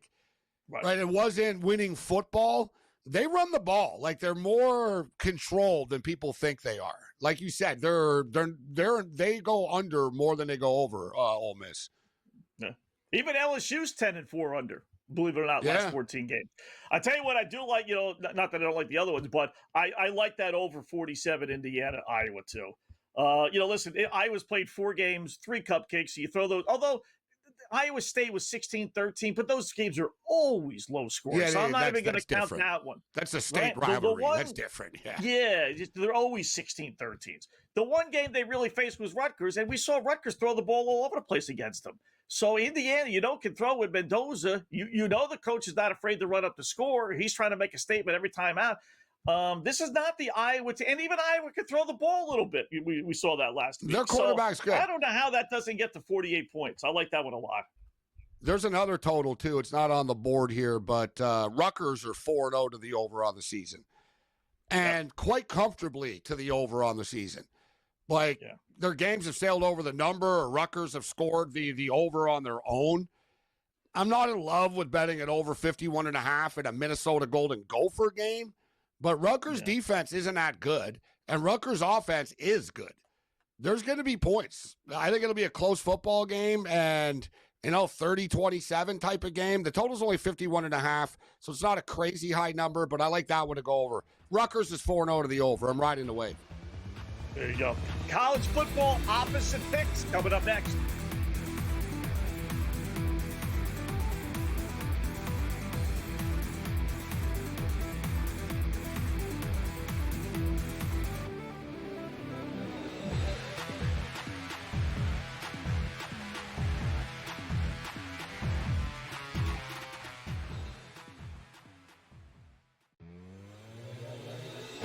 That's a lot for a closer. 10. That's you're not a closer anymore if you blow 10 games. I mean, my goodness. That's he's mentally broken too. It's to the point where Dodger fans aren't even mad at him; they're more mad at the Dodgers for putting him out there. Putting him in. Right? It's more so. Right. It's guys, he's done. In-game live, only on SportsGrid. To put up a shut-up time for some of these teams that have scheduled nothing but cupcakes, Donnie, to start the season without truly being tested. Are you, Miami, they've played ranked teams over and over and over and just beat Florida as well. So, some of these teams like Penn State, what are we going to get from them? The Early Line, only on SportsGrid. Major League Baseball has decided it is time to put balls and strikes not just in the hands of the umpires, but also the robot umpires, as they say. The ABS system is now officially in place starting next season. Now, keep in mind, they're not just throwing this out there. They have used this at the Arizona Fall League, and they've also used it at different levels of the minor leagues as well. Newswire, only on SportsGrid. Everything changed at that point. They went and got Jonquel Jones, and they really had that triple threat monster team. That second year they lost in the WNBA Finals, 3-1 against the Las Vegas Aces. Year 3, they finally get over the top hump. You can question whether they should have won the title with that foul call late in Game 5 that sent Breanna Stewart to the foul line. Betting above the rim. Only on SportsGrid.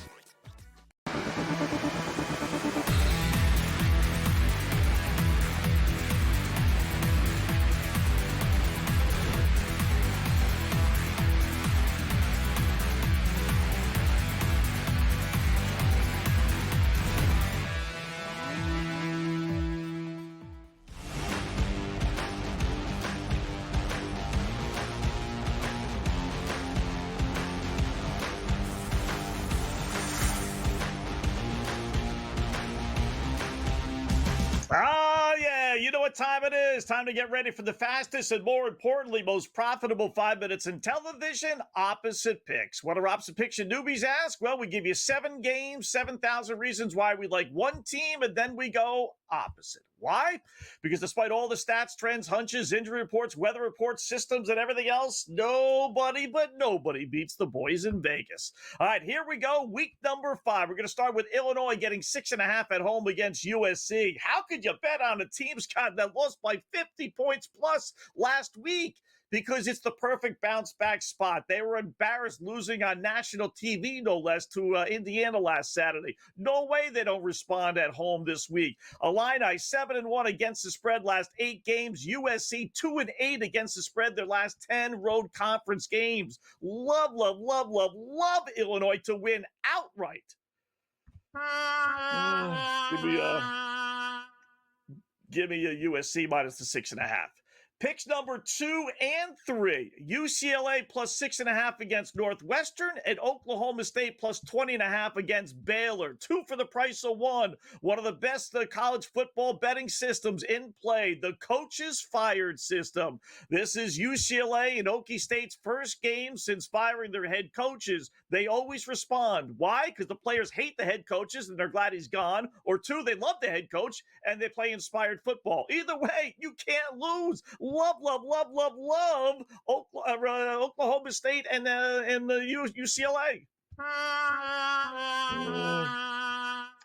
Give me Northwestern minus the 6.5 and Baylor laying 20.5. Pick number 4, Iowa State laying 6.5 against Arizona. Wildcats are 3-0, but they're taking a huge step up in class here against one of the best teams in the nation in Iowa State.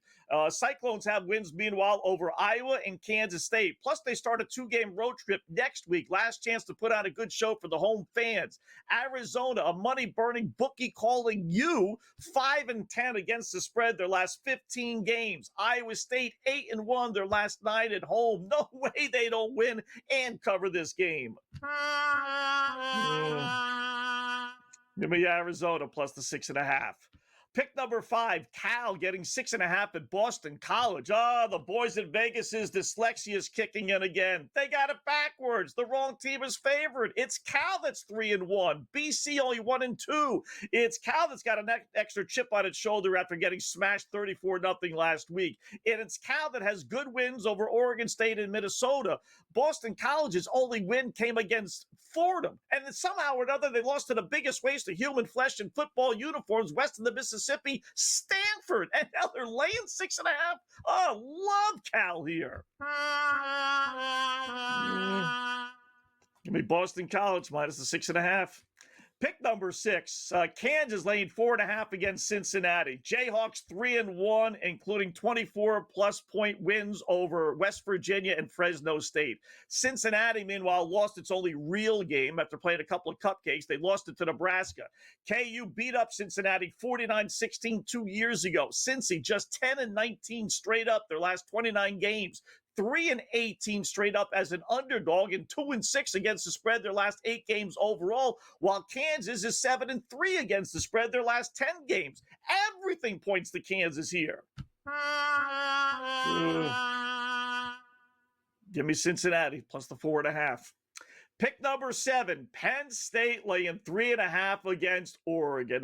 Yes, there's no way I could possibly suggest betting against my former broadcast partner's favorite college football team, Penn State. Dave Sharapan's Pittsburgh Steelers, 1-0.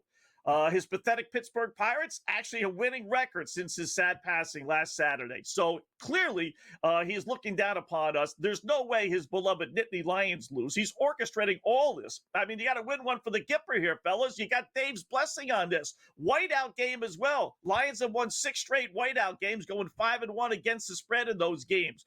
Hometown fans all dress up in white. It's a pretty good scene. Rest assured, Dave would no doubt be honored and absolutely be honored without the belief to be part of the death system, and in his absolute favorite, oh, by the way, segment on SportsGrid when we were hosted in Game Live, Opposite Picks. So with that said, you got to be the biggest harebrained, bird brain, butthead, meathead, dirtbag, dunce, know-it-all, dork, nincompoop, nimrod, nerd, jackass in the world to put American money on Oregon.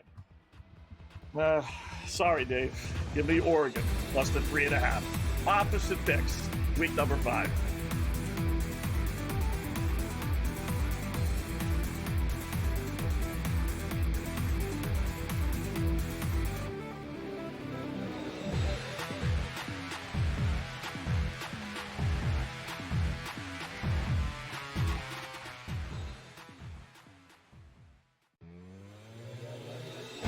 That's a lot for a closer. 10.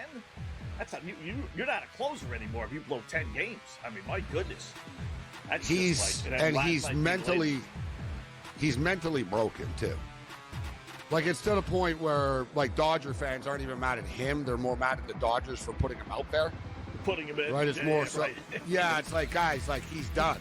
In-game live, only on SportsGrid.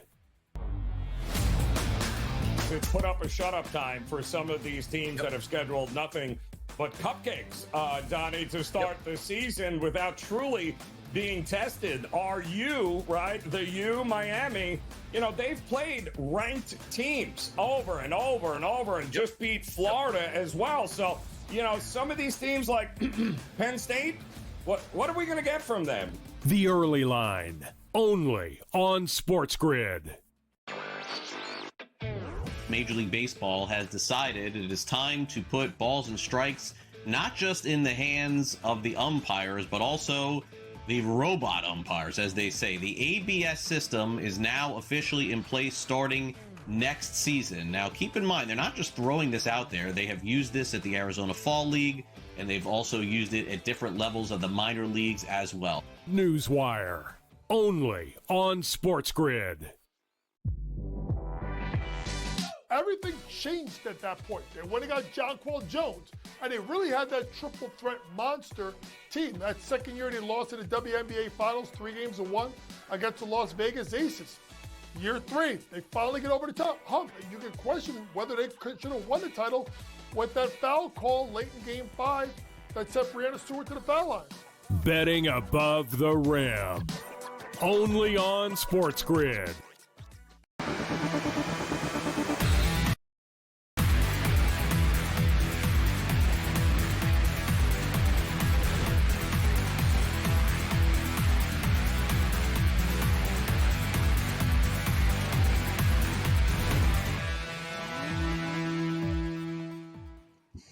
All right, welcome back in Game Live, Game Day here on the grid. All right, we are set with our college football opposite pick. Scott and Gabe, another half hour to go. I haven't touched too much on baseball here, Gabe, but we got a couple of key games getting underway. We'll start with the Dodgers and Seattle. Well, boy, World Series preview, right? It's too bad this series is going on now when the Dodgers have already clinched and Seattle's already clinched, but it's still a pretty good matchup, a lot of fun. You're looking at Cal Raleigh, with his home run chase there of Aaron Judge. Needs a couple of more to tie him at 62 for the real record. So Seattle's laying $148 against the Dodgers. What do you got in this one? Well, this is a massive game, although we should note the Toronto Blue Jays are winning right now 4-2. So the Blue Jays have come back. Seattle were a game back for the top seed in the American League. So Seattle are still playing for something. I mean, they're 17-1 in their last 18 games. The Dodgers are not. The Dodgers cannot catch Milwaukee or Philadelphia. They're locked into their spot. And I really got to wonder if Ohtani sort of insisted on playing.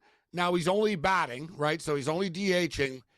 But did he say, no, it's better for me to play. I don't want to rest. Does he have incentive clauses in his contract, which I don't really think would be a big deal to him, considering he makes $70 million a year already? Right? Yeah, so right. does he, although you saw Soto was upset about the All-Star game. The American golfers want to get paid, playing the Ryder Cup. Yeah. They want $200,000. Like, yeah, exactly. Like, yeah. So you're right. Like, I don't know. Like, you know what I mean? Who knows?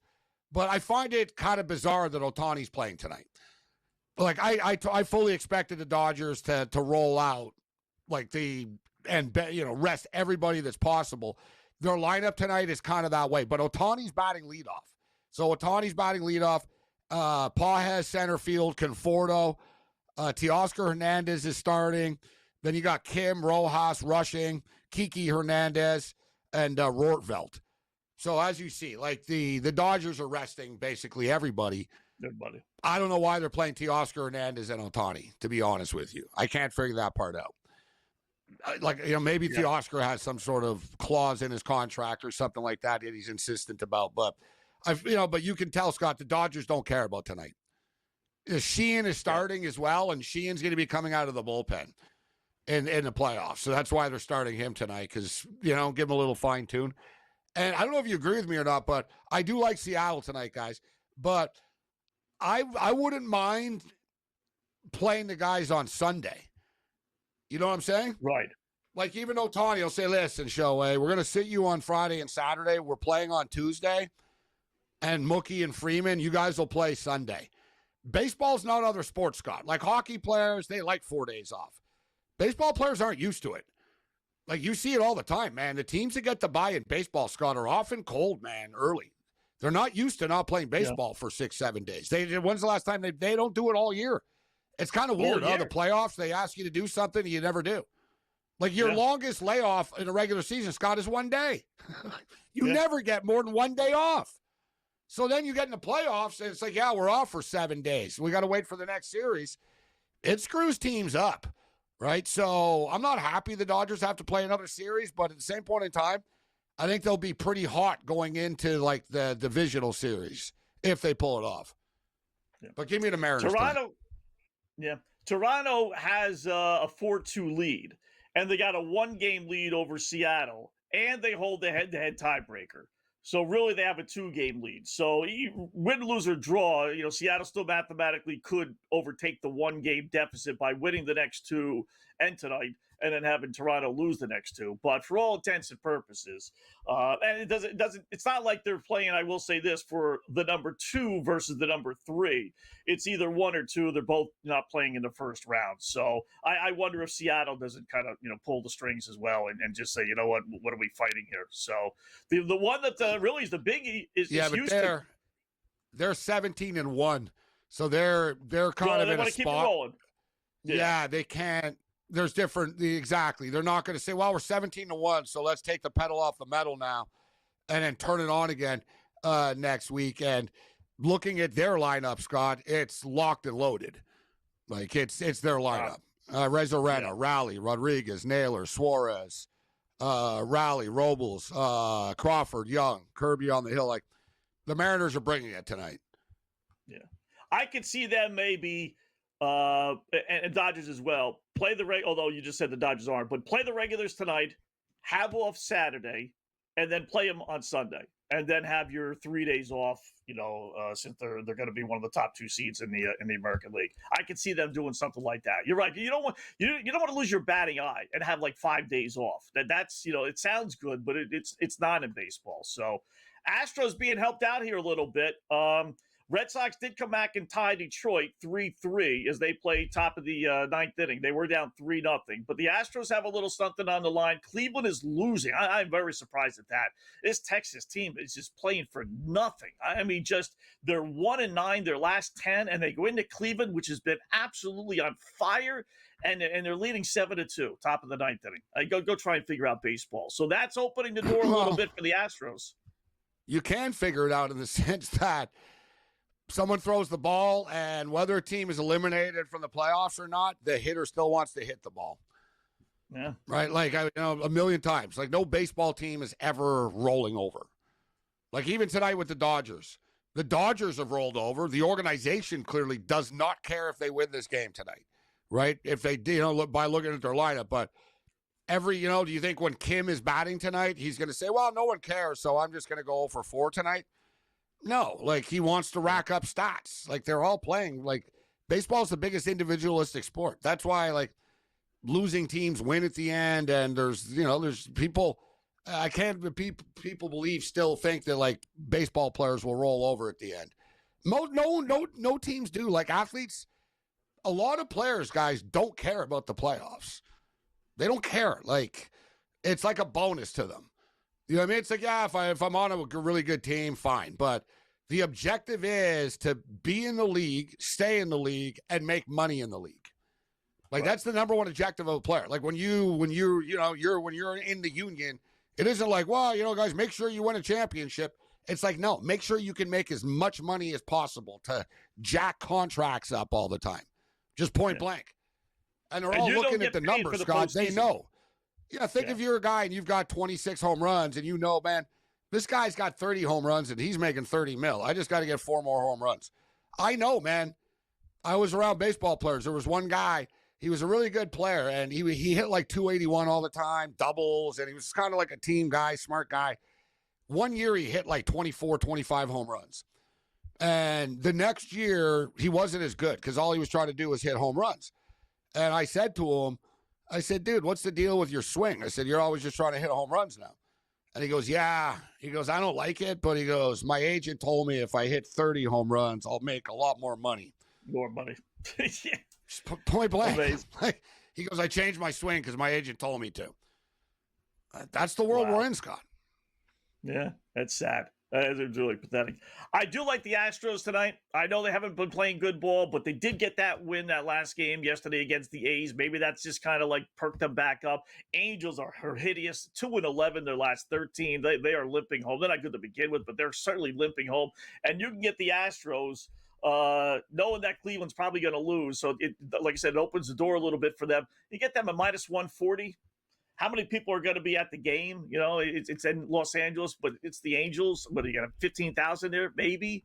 If the Astros can't beat the Angels, who are bad to begin with, and are 2-11 their last 13, then they really don't deserve to make the playoffs. But I like Houston tonight. It's FanDuel's got them at minus 128. But you know what? And our poor Met fan, Vinny, here knows all too well. How many people thought, it's just the Marlins. The Mets will beat the Marlins, right? It's 6-2 But Marlins. the Marlins are playing well. Yeah, Marlins, though, are 9-4. Their last 13 games, though. Yeah, because they're not playing for anything, right? Teams aren't playing for anything. Right. They're playing loose.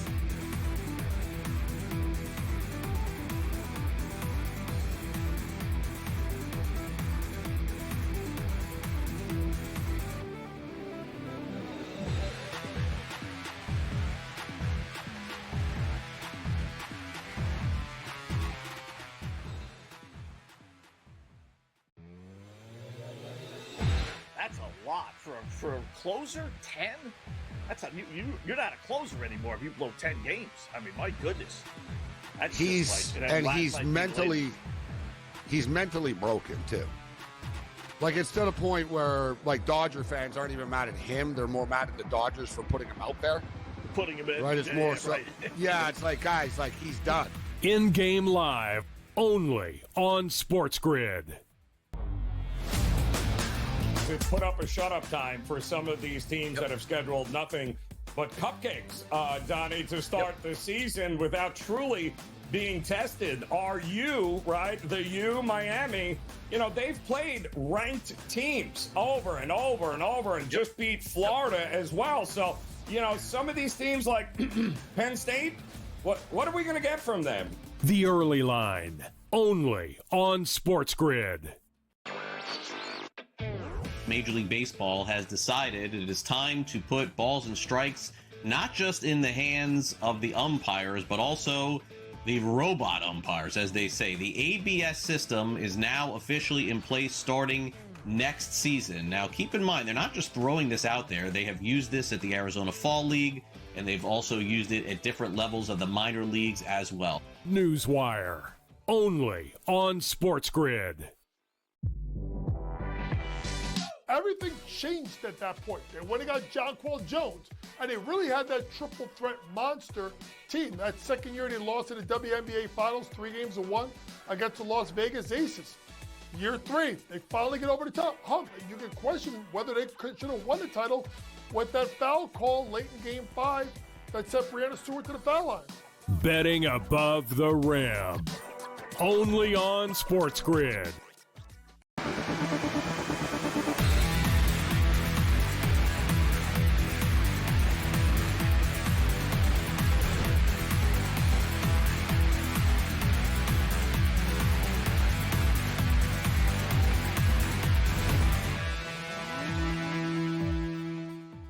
All right, welcome back in Game Live, Game Day here on the Grid. Scott and Gabe, another 15 minutes or so. Checking out some baseball stuff. So the Mets are trailing 6-2 as they play top of the ninth. So barring a miracle comeback, they're going to lose. Cincinnati, Gabe, is actually beating Milwaukee with Priester starting tonight, which, he's got a 19-game, or the Brewers have a 19-game win streak. Leave it for the Cincinnati Reds. It's a Black Sabbath song. It's a Black Sabbath song, Scott, called Disturbing the Priest. That's what's going on tonight. Yeah. They're disturbing the priest. So Mets have a 1-game lead, but they don't hold the head-to-head tiebreakers. Cincinnati does. So if things play out as they are right now, Cincinnati moves into a tie standings-wise with the Mets, but they would then control their own destiny because they would get in. It's going to come down to Sunday. It's going to come down to Sunday. I can see it. Just the drama. Nothing's easy for the Mets and Met fans. Cardiac arrest waiting to happen. Like, you know what I mean? Like, it writes itself that this thing is going to end on Sunday. And it's too bad that, like, it'll come down to tiebreakers. We used to just play the elimination game after. Fans really like those special elimination games because they're special. They don't happen all the time. It has that sort of college baseball World Series feel, or like almost Little League World Series. Like, everyone can relate to it. Everyone's played in a baseball tournament like that. Or, if we win today, then we're going here, we're playing tomorrow, right? And like, it's like, and it's just, it leads, everyone gets super excited about it, as opposed to let's decide it on just via tiebreakers after playing 162 games. Yeah. I mean, you're deciding who's going to the postseason. I mean, listen, Texas won a World Series 2 years ago as a wild card team. So it's not like, well, they're not going to win anyway, Scott. No, they got a fighting chance to win the World Series. Yeah, no, you're right. You're right. Everyone has a chance if you get in the playoffs. Yeah, you're allowing a series back in April. Yeah, I know. You can also say that, listen, you played 162 effing games. We're not giving you another one. Like, you know what I mean? Like, yeah. I can see that point as well. How many games do you need? Like, you're still tied. You shouldn't have been in this position in the first place. But how many people would watch that? Listen, Red Sox Yankees from many moons ago, right? It's one of the greatest games of all time. How many people would watch an NFL game? Thank God the NFL doesn't do it. I'm surprised they haven't. Yeah. Right? Yeah, we'll have a play-in. Like the NBA did it with their play-in. Let's call it out for what it is. Sort of a similar situation. Let's expand it, play-in. And let's be real, we all say it's stupid, and we all bet every game when it happens. Oh, yeah, it's the play-in tournament starts tonight, right? Like, I'm surprised, actually, the NFL hasn't come up with that yet. Yeah, you know what? If there's a bunch of teams all with 10-7 records, let's have them play each other and add in, like, they always add more, so I guess we can almost give them credit for not adding more, Scott, because that's all they do in today's sports is add more. Yeah. It's only a matter of time before we get 18 regular season games. I'm surprised it hasn't happened already. That's going to be coming around. Yeah. They already have it planned. Like, it's when's the Super Bowl in LA? Is it next year? So I think next year's Super Bowl, next year, 2 years, whatnot. They already, like, they want it on President's Day weekend. Like, everybody's always said it should be a holiday after. Finally, it will be. Yeah. Right? Like, it's going to be pushed back. They'll cut the preseason to 2 games. They're basically copying the CFL. 2 preseason games, 18 regular season games, 20 weeks, 2 buys during the regular season. Yeah. And that's all you need. I don't even know if you need 2. With the way these teams are practicing against each other, in summer camps, you really don't even need any to tell you the truth. It's too much football. The season's too long. Like in the CFL, it is. Like early in the year, people are like, yeah, you know what? Yeah, we're 2-5, but we still have 13 more games left or stuff. Like, you know what I mean? Like, you have so many games left all the time. Like, there's not like there's a saying in the CFL, like, the urgency doesn't start until Labor Day, like September. It'll be the same thing in the NFL. And also, you don't think quarterbacks are going to get hurt in an 18-game span?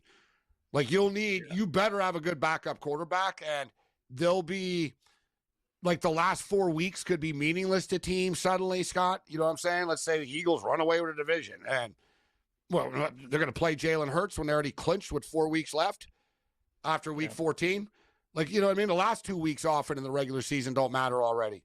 It's not a good idea, but they're going to do it because they can charge the networks for one more game, and they can charge season ticket holders for one more game, and all that adds up.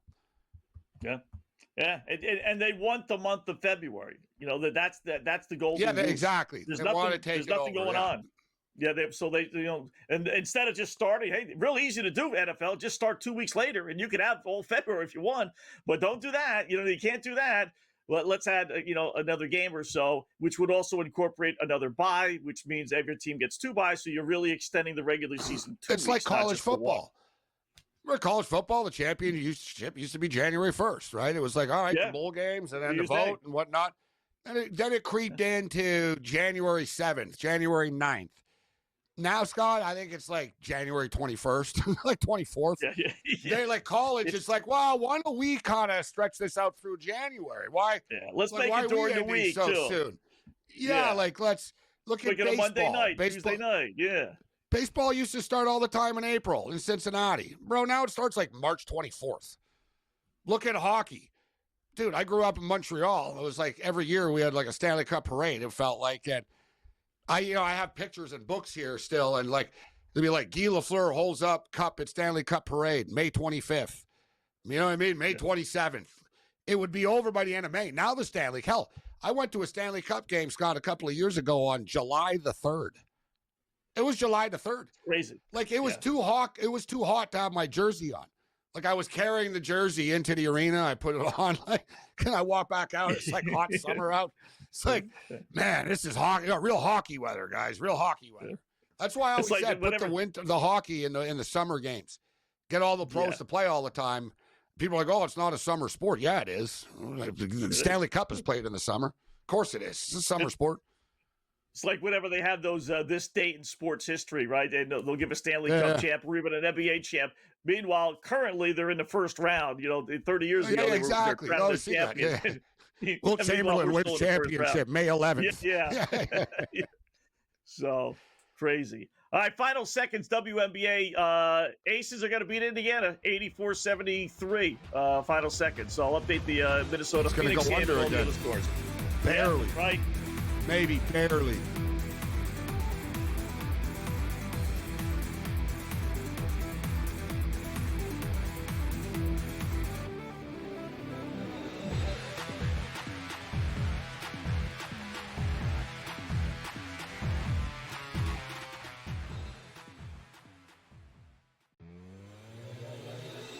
That's a lot for a closer. 10. That's you're not a closer anymore if you blow 10 games. I mean, my goodness. That's he's mentally broken too. Like it's to the point where like Dodger fans aren't even mad at him; they're more mad at the Dodgers for putting him out there.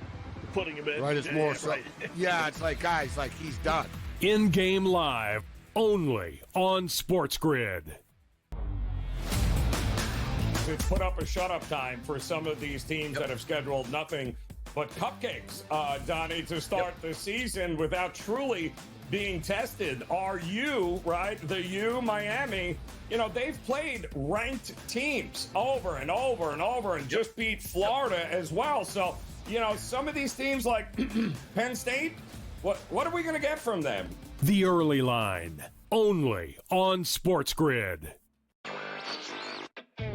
Major League Baseball has decided it is time to put balls and strikes not just in the hands of the umpires, but also the robot umpires, as they say. The ABS system is now officially in place starting next season. Now, keep in mind, they're not just throwing this out there. They have used this at the Arizona Fall League, and they've also used it at different levels of the minor leagues as well. Newswire, only on SportsGrid.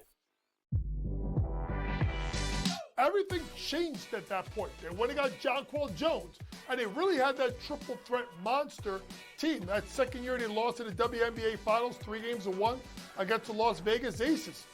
Year 3, they finally get over the top hump. You can question whether they should have won the title with that foul call late in Game 5 that sent Breanna Stewart to the foul line. Betting above the rim. Only on SportsGrid.